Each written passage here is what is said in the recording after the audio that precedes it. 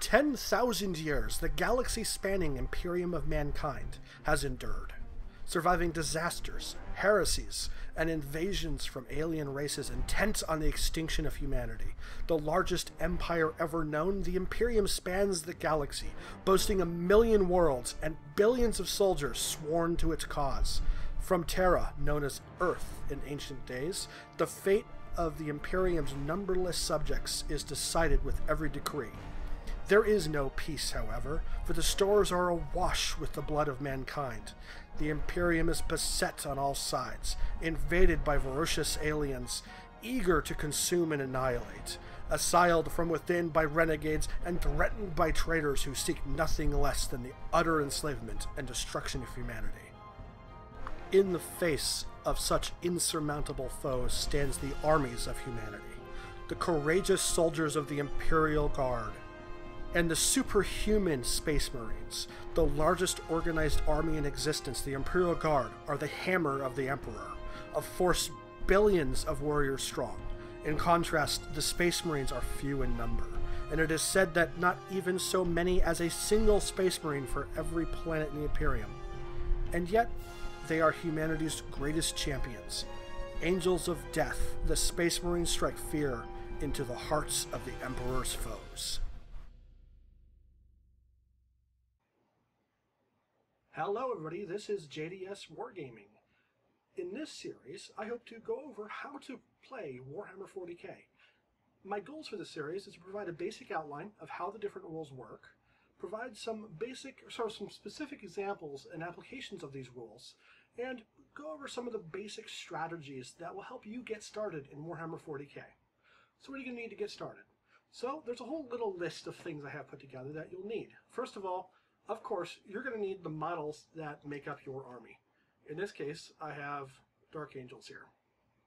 And so I'll be using my Dark Angel army for one of the examples. I also have a Orc army that I can borrow as the counter example. I may throw some other stuff later. That's okay. You'll also need to have a list of what your army contains, or oftentimes called the army list. You'll need a place to play, usually a table. Most oftentimes this is, for tournament play it's 4x6, but you can really be any kind of size you want. It doesn't necessarily have to be exactly 4x6, but as close to that as you get is better. Any smaller and you start forcing a more aggressive play, too big and you never get to your enemy. So 4x6 is a good size. You're going to need some terrain, something to interrupt the flow of play or to interrupt the battlefield, because you don't want to play on just a big flat sheet of plywood or something. So you can use pre-built terrain you can buy from Games Workshop or from a number of other retailers, or you can use just random things you have lying around, and or even better, make your own. You also need some dice. I have a block of D6 dice here. Any D6 dice will work. However, there is a special dice you'll need. This dice right here, it has a bunch of arrows on it. This is your scatter dice. You're going to need that for almost any army you play. Well, I guess not every army, but most armies will need a scatter dice. Otherwise, you just need D6s. You'll need a tape measure. Something like a 12-foot Stanley tape measure, or one of the plastic varieties. Anything where the blade will come out and stay rigid as you're using it to measure. You don't want to get too much more than maybe 12 or 16 feet, because then the blades start getting really wide and it's really annoying. So aim for about 10 to 12 feet. That's the good range to aim for in the tape measures. Games Workshop makes a good tape measure also. Well, they make a tape measure. I don't think it's worth the price, but hey, you know, if you want it, it's a good way to go. And you'll need something like this: blast templates. This is a one by Game Force 9 or something.